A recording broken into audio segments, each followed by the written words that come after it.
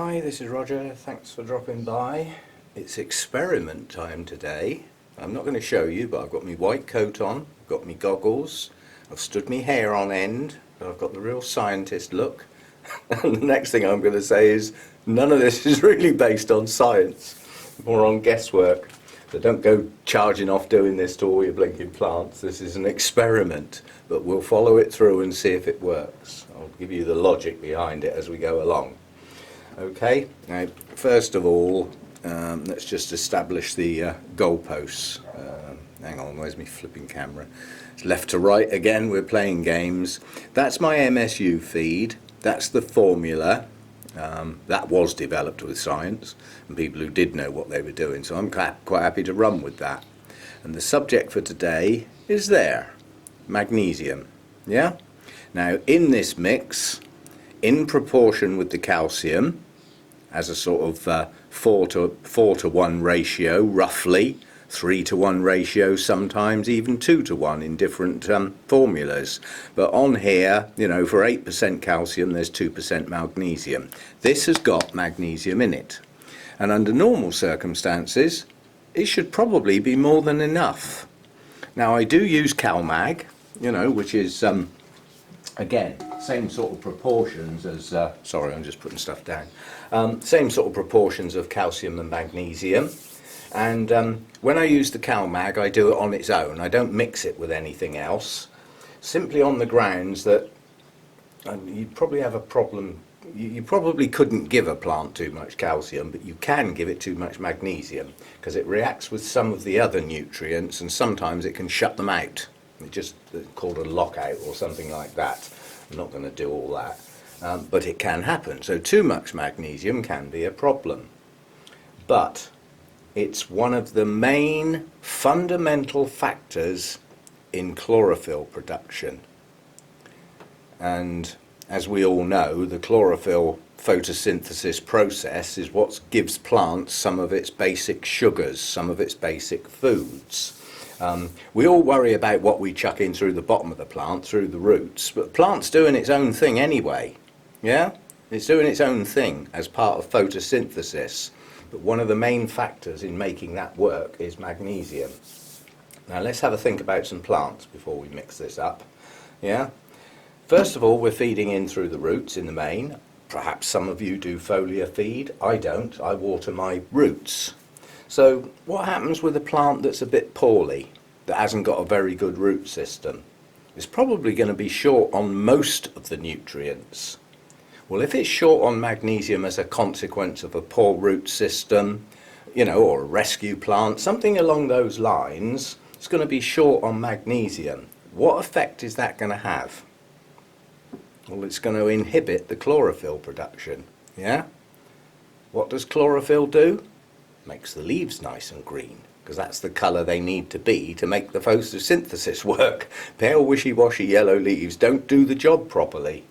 So the consequences of not having enough magnesium could be wishy-washy pale yellow leaves. Yeah, that could happen for other reasons, not unique. Yeah, but nonetheless, the experiment today is to pick on some plants, which I'll show you in a minute, and they're going to get a foliar spray with this new stuff that I've got. Now, I'm sure loads of you already use Epsom salts, yeah?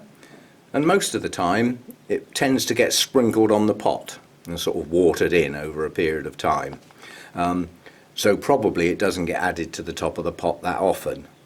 But if you're adding it to the top of the pot and then watering it in, it's still dependent on a good root system to get it up in the plant. What about when there isn't a good root system? It's just going to wash through the pot and probably not going to have as much of an effect as a foliar feed. And out of all the nutrients, this is one of the ones that can do really good as a foliar feed. So that's what we're going to have a go at. So I've got some RO water, and I'm not going to worry about touching this and gloves and this, that and the other. People bath in the flipping stuff, so it's not going to hurt my skin, is it? Now I haven't got a clue how much I'm going to need, but it says a liquid application should be 1 tablespoon per 5 litre. Well, I've got less than a litre in there, probably around half a litre. How much water I've got is actually irrelevant, because I'm going to use my TDS meter, which I forgot to get, so I'll go and get that in a minute. In fact, I'll go and get it now, because it's essential. Ooh. Trip over the tripod and knock the camera flying, that'll do wonders for it. Right, we've crept back in. We need this, because all I'm after is the overall strength of that in there. Yeah, that's all I'm after. I'm not interested in teaspoons and tablespoons, and whether they're English or American teaspoons or tablespoons. So I'm going to start off with a tiny amount. If that was a full litre, then in theory I would want a fifth of a tablespoon, which is probably less than a teaspoon, but I don't do cooking like that. So and it's just going to get a sprinkle. Now, this can be a bit of a pain to dissolve, but we'll see what we can do. As I haven't used it before, I don't know whether it's going to be reluctant to dissolve or dissolve incredibly quickly, but there's always one way to find out. Give it a good stir, and then when you take your stirring stick out, have a look down the middle. And if you've got lots of grains sitting in the middle there, then it's not dissolving very well, like what I have. So this is not dissolved yet. We'll keep stirring. And then what I'm going to do, irrespective of whether it's fully dissolved, I want to see what that's done to the TDS reading, to see if I need to add some more and get that starting to dissolve as well. Right, most of the crystals have gone now. So what have we got? This would have started off at about 10, a TDS of about 10 or 11, because it's pure RO water. Right, we will now be throwing that in the bin, because that's got a TDS reading of 200. I'm not spraying that on my plants. I was aiming for somewhere about 70, so we're going to have to start again now. And I only put a few. I can either water it down or start again, and I only need one application at the moment. I don't want to store it in case it changes its properties, so I'll go away and we'll come back and we'll start again. I'll be back. You have to try this. I didn't know whether I was going to need a teaspoon, 3 grains, 8 grains, a pinch, imperial pinch, or metric pinch. So I've got it wrong. We'll start again. No big deal. It's only a small amount of water. Right, take 2. As I was about to throw all of it down the sink, I did mention watering it down. Well, I thought if I don't throw it all the way down the sink and then pour some more water in, we've watered it down. So rather than start again completely, because that has now dissolved, let's have a look and see what we do by adding a bit more water in. You can still see 2 little granules down the bottom, so it's still not fully dissolved, so it is slow to dissolve.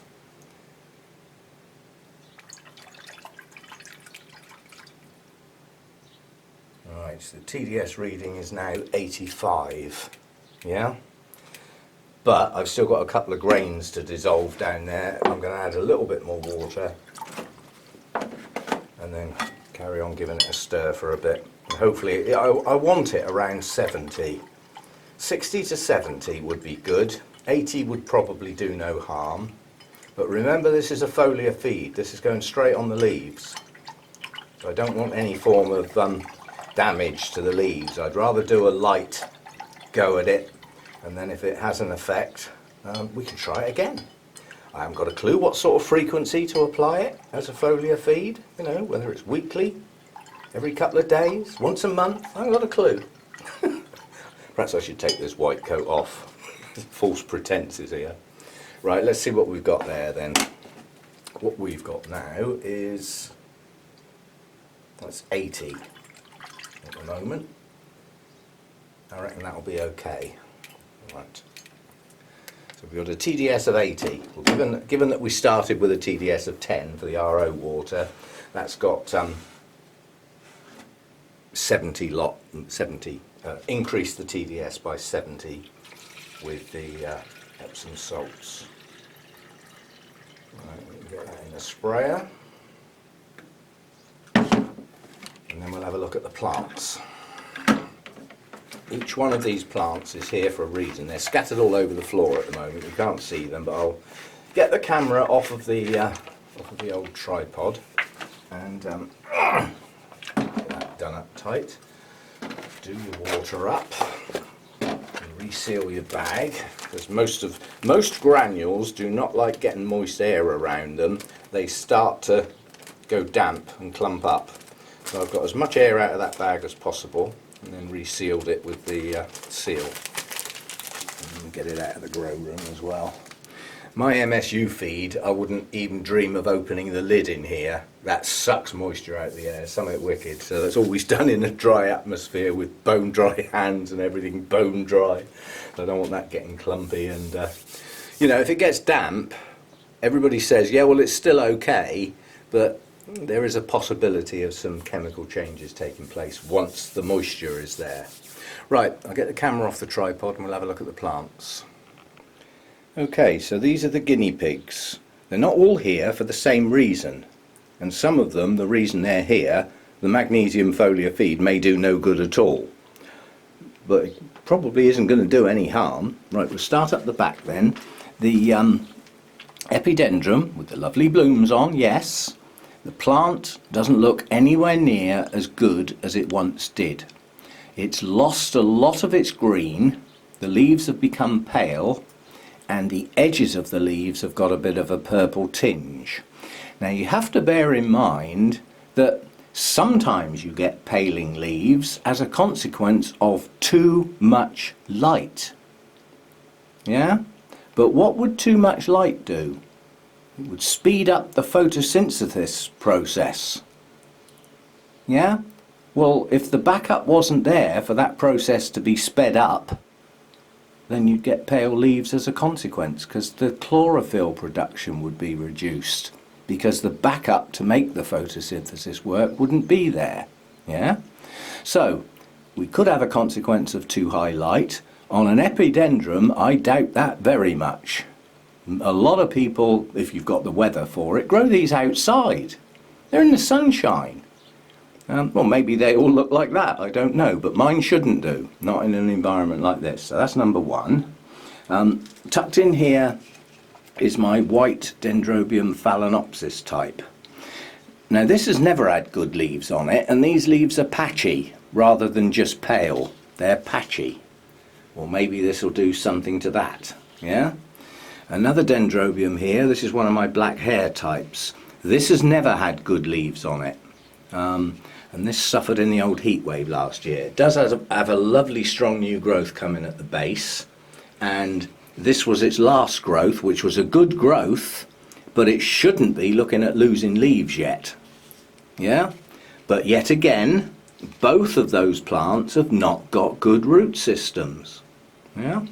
Now over here we've got a Shari baby, and in my environment I don't think I've ever had nice deep green leaves on a Shari baby. They've always been pasty and wishy-washy.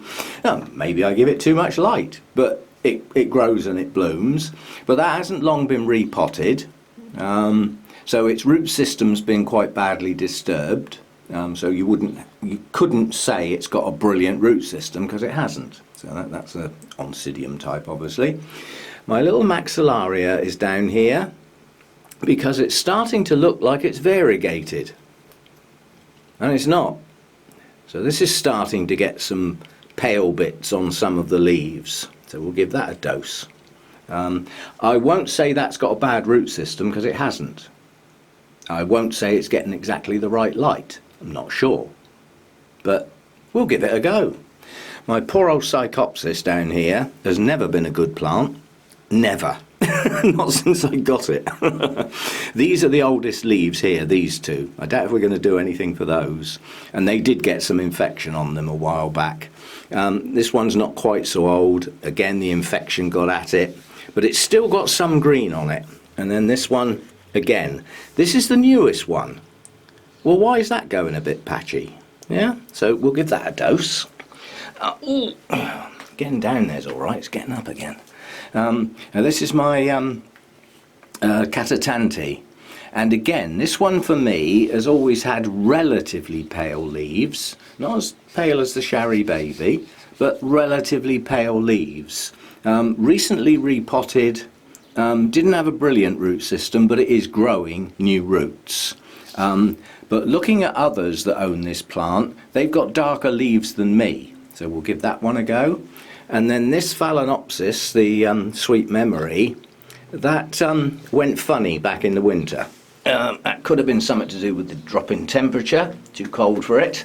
But nonetheless, the leaves on that are patchy. Yeah? Now that could be for a totally different reason. Yeah? I don't know. But it's going to get a go anyway. So I'm going to have to spray left-handed, or I'll have to put the camera down and then you won't see what I'm going to do. But it is just literally a foliar feed. So it's just a matter of soaking the leaves. And if this stuff burns all my leaves off, I'm going to be cross. So I'm just going to give them all a really good soak.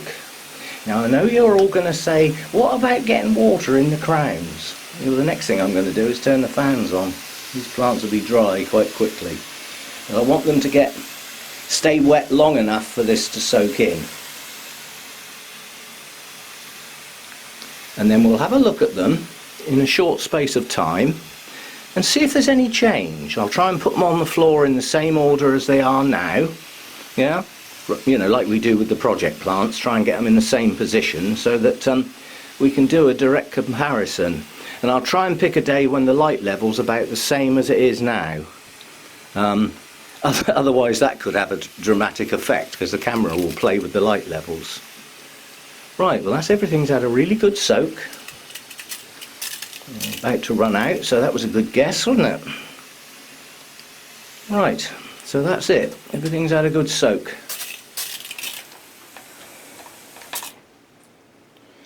Right.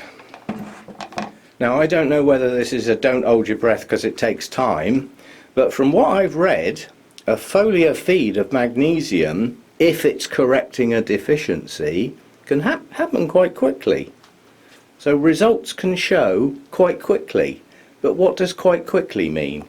10 minutes? 10 hours? 10 days? You know, expressions like quite quickly are useless. You should see results within several days is the sort of thing I need to hear. But I can't find that information at the moment, so we'll have to wait and see.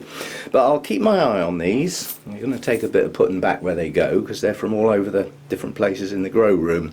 So I've just finished all my watering of all my pots. So as I picked pots up to water them, I thought, right, you're going off to one side. And these were the ones I picked on. So we've got 1, 2, 3, 4, 5, 6. There's 8 plants there. So that's experiment 1. And I'm going to tag on to the end of this experiment 2. So I'll finish this part now. And then we'll be back when I've got the other one set up ready to go. Nothing like this one. Totally different. I'll be back.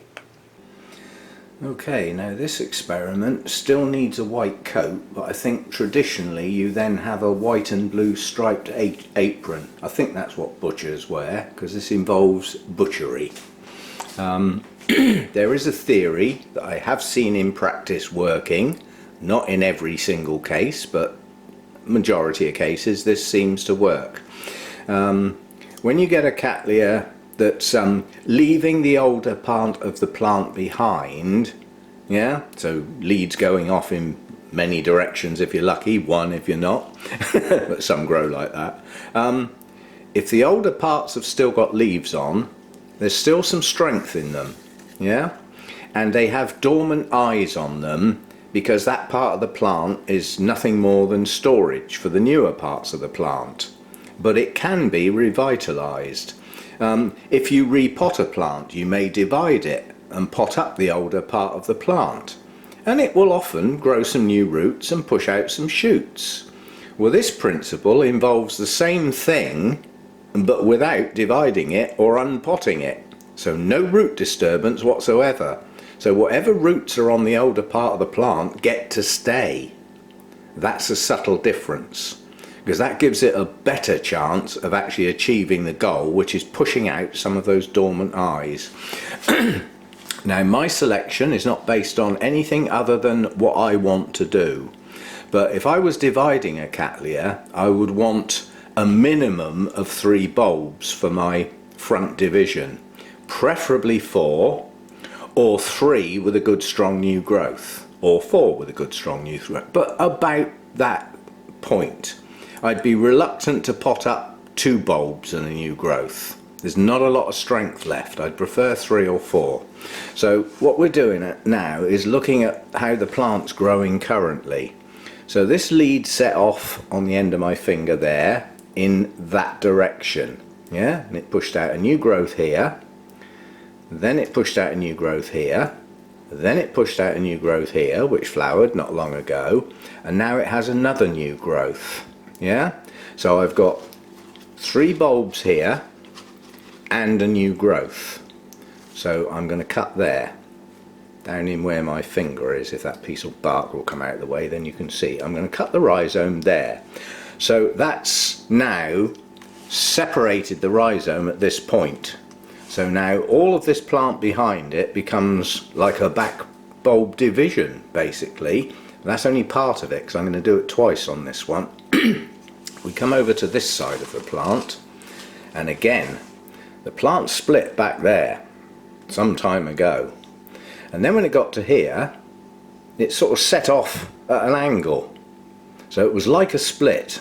Yeah, so again we have a new growth coming out the side of this bulb which bloomed. Yeah, so coming back then we've got a new growth, a bulb here, a bulb here, a bulb here, and I'm going to include that one. So I'm going to cut the rhizome there where the end of my finger is. Now given the other cut and this cut, what's going to get left behind is this bulb, this bulb, this bulb, this one, and these 2 that don't matter because they're leafless. They are highly unlikely to shoot out. But that gives me 5 bulbs with leaves on that are capable, potentially, of pushing out a dormant eye. They won't all do it. If I get 1, I'll be happy. If I get 2, I'll be over the moon. Any more than that is just a real bonus, and will deem this process one major success. It could be a total failure and I get no dormant eyes, but it won't do the plant any harm, because the bits that have been cut are still strong parts of the plant with no root disturbance. It's not the same as dividing the plant at a repot. It's no root disturbance, just cut the rhizome. So that's number 1.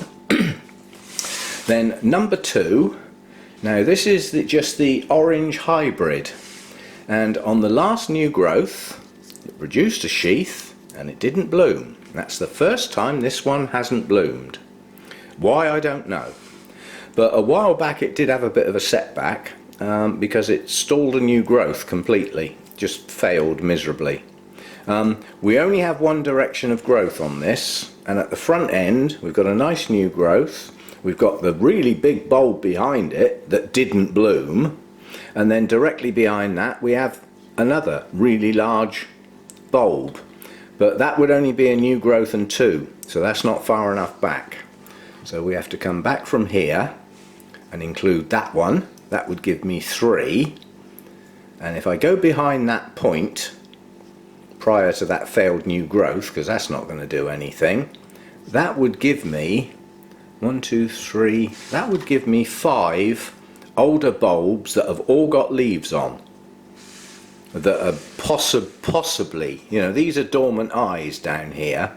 Yeah, and sometimes a plant will grow a new eye. It'll actually start again, and it's not even a dormant eye that pushes out. It's just the hormones in the plant say, oh dear, we've got some damage up ahead, we've lost our ability to bloom, we need new growths, and they'll just push out a new growth as a consequence of damage, which is what this is all about.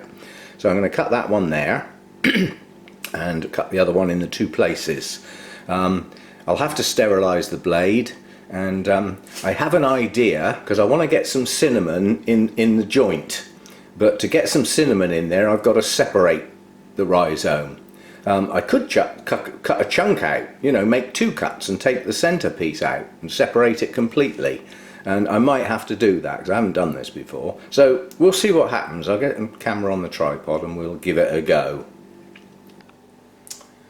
Okay, we'll have some pyrotechnics before we start.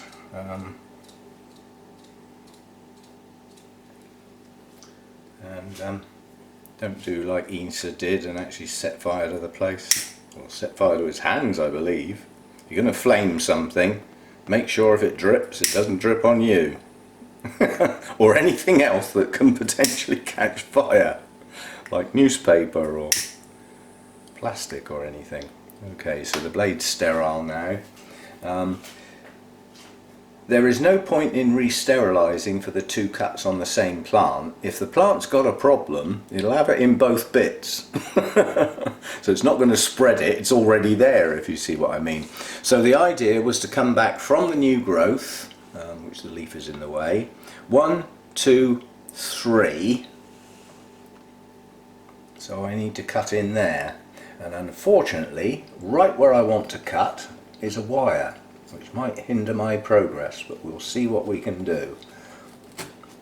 At least the knife's sharp enough. How do I know when I've gone right through? That's how we know. Butchery at its best. Right, so now my idea to be able to get some cinnamon in there is to poke a stake down in there and widen it so that I can see what I'm doing. Now, is that actually going to work? I don't think it is. In actual fact, I can see the gap that I've made. If I put cinnamon on the end of the knife and then put the knife back in the gap, it should seal the wound. That's my theory anyway. Why won't the cinnamon stick to the knife?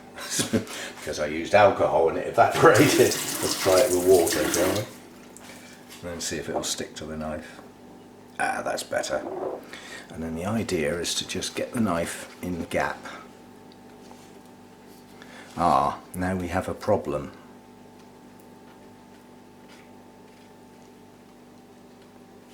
I'll let it go. I've got a feeling that this pseudo bulb to my after the cut has become completely separated from the plant, which means it wasn't attached to that set of growths. It was actually a growth on its own, which means this may be a miserable failure as far as that growth is concerned. But it must mean it got... These new growths must have got out here somewhere, so it must have pushed out a new growth underneath this one, but I think I've separated that bulb completely there, looking at the way it's wobbling. But nonetheless, the cut has happened in a reasonable place. Now we've got to come round this side. We've got new growth, bulb, bulb, bulb, bulb, and I'm getting in behind there. So, oh, I don't need to re-sterilise that. Let's just see if I can get in there. I'm going to only be able to get in there from this side and try not to break the bulbs with my ham-fisted force. Whoops! I nearly went down at the bottom of the pot. That's going to have cut some roots, I bet. Never mind. Quite honestly, if they're not disturbed, they'll probably branch. It'll only be one side of the root that would die back. Let's see if I can get some cinnamon down in the cut. Right, well, I think that will do. So that's that one done. Turn the tap off. Right, now I will need to re-sterilise now because I'm changing plants. I certainly don't want to, you know, if there's a problem with one plant, this would be the fastest possible way you could spread it to a second plant, to make a cut in a rhizome. It doesn't get any better than that as far as infections are concerned. Now the cut on this one's going to be easy, quite honestly, because it's nice and straightforward and it's nice and above ground. So we've got a new growth, bulb, bulb, bulb, failed new growth, cut, leaving 5 new bulbs behind that may shoot out. Right, fire starter. Notice I come at it from an angle. If it drips, it don't drip on me. I mean, strictly speaking, if you just let it dry quickly, the alcohol should kill anything on there anyway, but the flame is extra precautions, I'll call it. I suppose actually if you got your blade really hot, when you actually made the cut you'd cauterize it. Or singe it at least. So this one goes in there. We'll try not to push quite so hard this time, then we won't go down through the pot and separate all the roots. Right, we're through there now. See, now this one is separating nicely, so I'll be able to get the cinnamon in there quite nicely. Right, so some water, some cinnamon, open up the cut and wipe it on both sides. Job done. So that's it. That's experiment number 2 for the day. Now, although I've done the 2 experiments together, refilming these won't happen together because they're totally different processes. With any luck, the magnesium treatment would be relative to this quite fast acting. These plants could go a couple of months and nothing happens. Yeah, they might only go a couple of weeks and there's signs of growth in the back areas. There may never be signs of growth in the back areas, and it could be a miserable failure. So this is a slow experiment. Neither of these are project plants as far as I remember, so we'll revisit them as and when. I've just spotted scale. Is that scale? No, that's mealybugs. I am getting a few around now. I thought that was scale for a minute. If that was scale, they wouldn't have just wiped off with my finger like that, that's for sure. There is one there, but that's dead. So previous treatment obviously got that one, and it hasn't fallen off yet. So those are the 2. We'll remember what they are, because they're both orange basically. That one is an orange hybrid with no ID. Yeah, so that's that one. And the other one is Young Min orange. So they are my 2 orange cattleyas, bar the one that's in bloom at the moment with the name about 8 foot long. So they're both orange, and I'll mark those in my notes, otherwise I'll forget which ones I've done. So yeah, something a bit different. I've heard that this works from more than one person, quite a few, in different countries and all that sort of stuff. So we'll see how it goes. If it works successfully, I may apply the concept to some other cattleya types. But I would only do it on reasonably strong, healthy plants that have got enough bulbs on there to warrant the cut, if you see what I mean. You know, if I'd got a recent division that had 1 new growth and 2 bulbs, there wouldn't be a lot of point in cutting that, because it's already been disturbed by being divided. So I'd want one that's been in its pot quite a long time, established root system, and actively growing. So we'll see how we go. See you next time. Bye for now.